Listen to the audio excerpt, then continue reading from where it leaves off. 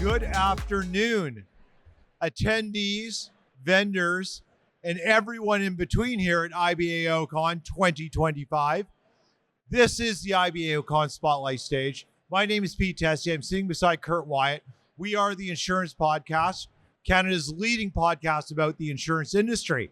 And we are so excited to be here with our friends at IBAO, profiling a number of different people, entities, organizations, and value propositions we're going to tell their stories here today, Curt. Absolutely, Pete. And hey, props to IBAO putting this stage together. Everyone loves a trade show. Everyone loves a conference. But what's better than being able to come up, hang out on a beanbag, maybe stop over there, pick up a cocktail if you want. It looks like there's some burgers, Pete. Maybe, I don't know, is that French fries? Yep. Come over here, listen to our guests, and find out what's happening in the world of insurance. Absolutely. See lots of friends out in the audience, maybe even someone from our other favorite publication. She's hiding away. But look, we're going to bring our first guest up here, and I think it's super timely because we're working on another project with them. So let's welcome Peter Dempster, Chief Executive Officer of ARAG, and Alex Manning, the Vice President of Sales and Corporate Partnerships and the Principal Broker. Peter, Alex, great to have you. Great to meet you guys. Alex. To meet you. So have a seat, gents. Pull up a mic and let's get into this. So let's talk about what the purpose of ARAG is and sort of what you bring to the marketplace and how that can help the world in terms of the brokers here. Yeah, sure. So why don't I start with what is ARAG? So it was conceived not as an insurance company, but as a access to justice idea in 1935. And insurance actually ended up being just the most convenient way for us to prosecute that mission. We're an access to justice company first, and we look for opportunities to make all of our policyholders' lives better through an enhanced product.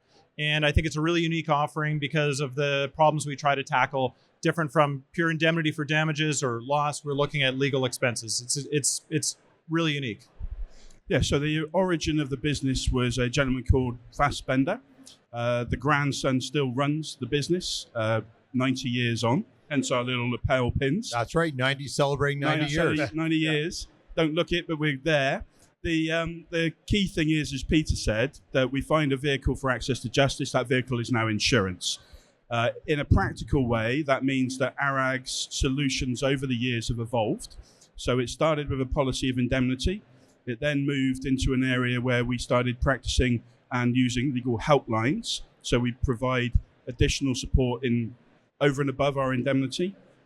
And most recently and excitingly, we've supplemented those two elements with legal services as well, which we'll talk about later. So obviously a niche product. Brokers have limited time when they're in front of their clients. Could you tell the people here, what's the ways in which you guys find it's best suited, and how do the brokers win over the clients when it comes to, hey, guess what? We have something here very different. I mean, most people think fire insurance, they think liability, slip and fall. They don't always think about covering legal expense when it comes to buying insurance from a P&C insurance broker, which is most of our audience today. Yeah, so really good question. And I think it's great that we've got a broker care initiative because this is an opportunity for a broker in 30 seconds to say to a customer, I've got something new for you this year. This is something that is going to help you with an aspect of your personal life or your business that we have not been able to address before. I've got a legal expense, and we're going to be able to help you defend and prosecute claims. Not only that, we're going to be able to give you legal advice legal information throughout the year that's going to help you navigate your personal life or make you run your business better. So I think that's a unique opportunity for a broker to bring new value to a customer. So let's then sort of dissect that a little bit, Peter and Alex, because this isn't just a claims-made policy where an event happens. There's a whole other value proposition that brokers can help their clients with. So how does that work? You talked about things over the course of the year. What are some of the reasons people who have a policy with ARAG that's sold to them through their broker contact you, and how do you help them? Yeah, so I'll be quick. So first thing, there's a couple different services. On the service side, we have a helpline, we have a document center, we have other resources where they do not count again as a claim. A customer can access those for any reason, anytime, 10, 15, 20 times a year, no problem. That is one of the things that we do because it's good risk management for any customer that we have. On the claim side, what we do is from $1, we're paying legal costs for a customer to prosecute their own claim. This is not our claim. Our claims loss ratio is legal fees that we pay. But with the customer's remedy, it's their claim. So it's their employment issue. It's their contract issue. It's their fight with their neighbor or their fight with whomever. That it's their claim. So that's what we try to support. Our panel counsel are strictly insurance defense lawyers. They're all they're employment lawyers. They're contract commercial lawyers. Everyone's suited for those types of claims we see the most. Alex, do you want to add something? No, I think you nailed that.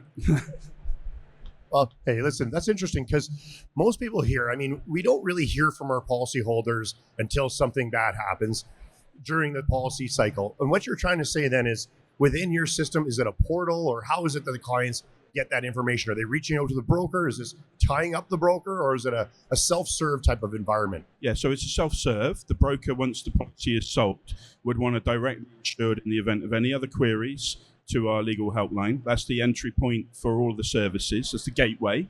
The legal helpline would then help them either with the legal issue that they're in, a question that they have, Curt, or would refer them onto ARAG in the event of indemnity and a claim. Legal helpline is separate from the claim service because they may provide advice one day that leads to a claim. So we want to make sure these services act independently of one another. That gives good value to the insured. It means they're getting good advice. And honestly, we get a lot of cases in the professional space that are adjacent to E&O or D&O where they are talking about professional conduct. This is a really good example, actually, where people will be able to sound the lawyers out about the issue they have without getting their hairs running or activating their E&O insurance. That's a really good example. So as a small business owner, it's a very valuable product, right? Because small business owners can't just pick up the phone, make that $200 phone call to their lawyer. They talk for 30 minutes, they get off, they think about it again, they call their lawyer again, it's another $200. And then next thing you know, you're getting this $2,500 bill for your lawyer and you're going, what did I learn? I'm cutting in on you, Curt, because I got a number for you and I'm really excited to share it. So excuse me, bad podcast etiquette. But an English voice goes down better on the phone anyway, so I reckon I'll get away with it. We have so the average cost saving for someone who calls our legal helpline is $720 for one question. Wow. So they call, it might be a call shake. Yeah. Your example is really good. You inadvertently triggered a really good example. The question might be straightforward, but sometimes they have to call one or two times. They go away, they test the advice, they talk to the person they're having the problem with. Me and Pete have a great relationship, but he plays music late at night. I'm having a neighbor dispute with him. I'm going to test out some things with him. I'm going to take the advice and I'm going to say, hey, dude, look, do you mind turning it down? I go back to the lawyer. They give me some escalation. You've been to Pete's party at the cottage. Yeah. He has this fish concert on the patio. And, so it's a little out of control, yeah. So the key thing is the $720. So $200, not wide of the mark. The average saving for a customer is $720 when they use the helpline. Wow. So let's talk about how do we get brokers to have this value to give their clients. We're now in arguably the softest market we've seen in 30 years. Commercial insurance rates are plummeting. We believe they haven't even hit the bottom. And the term I heard today on a call with someone was, we're in a crashing market. And now we have an opportunity here to put something in people's hands that has value, a different value proposition. What are some sales techniques, the way brokers are getting this to their clients? Sure, I'll start. So I think it's really, really important in a falling market when you're only competing on price to take a step outside that and try to compete on something else. And I think that people buy from people. They like having they like knowing who they're dealing with. That's, I think, why a lot of individuals continue to deal with individuals in the broker community, is because they want advice, they want a structure. So it's not good enough now just to deliver a savings. Anybody can deliver a savings. What's really important is to figure out a way to add value and to solve a problem in a customer's life that they didn't anticipate you solving.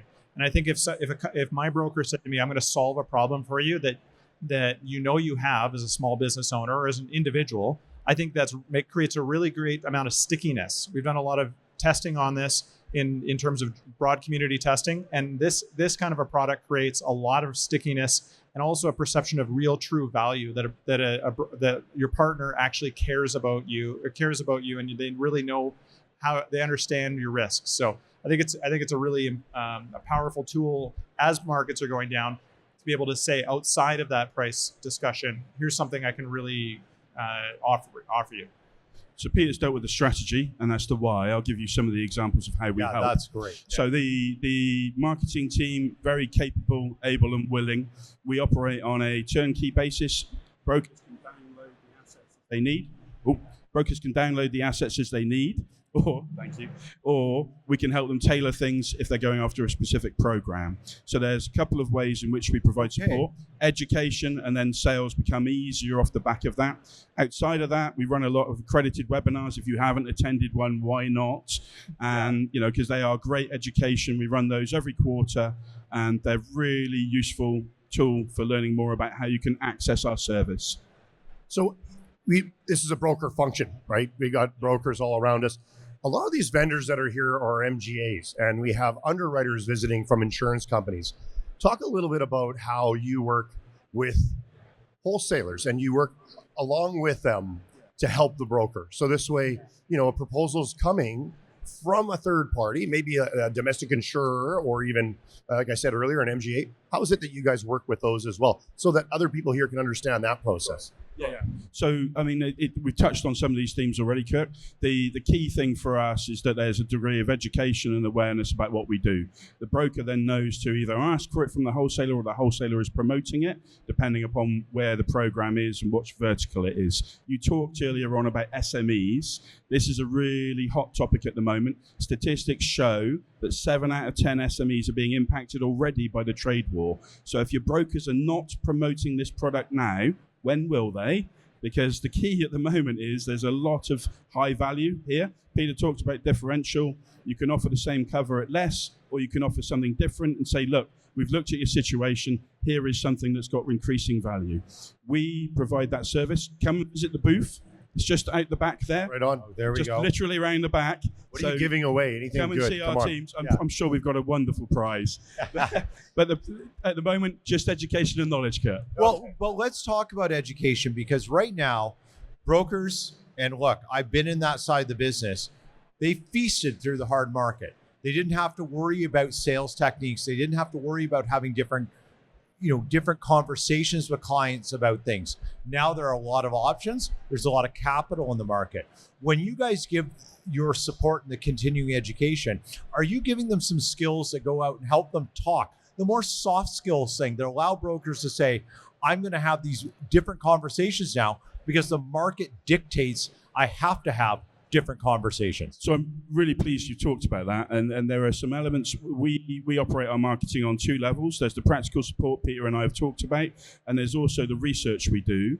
Peter talked about behavioral economic research. We've been doing that, and that includes how to present policies in the most specific way that will prompt a response from the insured.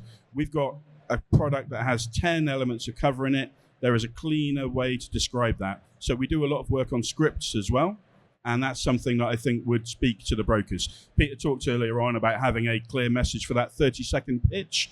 This is a little bit more product related, but a similar principle. We can help with that type of knowledge, especially if it's a vertical or something specific. I'll add, so I don't mind talking about our price point. Our price point is cheap as chips. So it's got to be sold fast. It's got to be sold quick. And we have to have clear messages around it. And that's a ton of the work that we end up doing from a research perspective, is making sure that whatever we arm our partners with, they're able to take that, deliver it to their sales force, and then get that message out quickly. The 15, 20-second shot at this is really what all of our expectation is. We can't go into a big, long sales cycle for a $200 or $300 or $500 policy. It just doesn't work. Absolutely. And I think that's a great value point to say you've structured a product to make it a quick sale, make the product easy to digest and understand, and then get it into the broker's hands and make the buying decision easier. And I'm glad you brought up psychoeconomic details, because there's not enough attention paid to how to sell and the psychology of selling in this industry. It's gotten far too easy to basically either sell on price and miss the value point. And when everyone's trying to sell on price and all the ads out there in the insurance ether are just save money, are you missing on value? And that's something you haven't missed. And I think that's a really important detail. Now, one final question for you both. what is something most brokers probably don't understand about legal expense insurance and maybe ARAG itself? Yeah, sure. So I'll give you a couple of fun facts. 90-year-old company. Everyone thinks we've been around for about 10 minutes. The truth is we're actually, we're almost 6,000 employees worldwide. We're in 19 countries, mostly in Western Europe. It's an incredibly well-developed product. And we're actually, and our chairman of our holding company is in fact the grandson of the founder of this business. Wow. It was founded in 1935. And it was actually founded off the basis for the finding was off a car crash, and the ability of individuals injured in that to pursue their claims against the driver of a car. I've got only one thing to say, indicating Peter 3. A little known fact, ARAG already provides legal help and support to 3 million Canadians. So, our distribution model is such that we support programs and insurers, mostly brokers, but the potential is there. 3 million is just a start. It's going to grow, and that's something you probably didn't appreciate either. Well, gentlemen, 90 years. What a history. You're here in Canada. Keep talking to the brokers these next 2 days. Convince them why this is an important product. Obviously is to us. As we've talked today, we can understand. So thanks so much. Thanks for joining the Insurance Podcast. Thank you very much. Thanks, guys. Thank That you was very great. much. Thank You guys have a wonderful conference.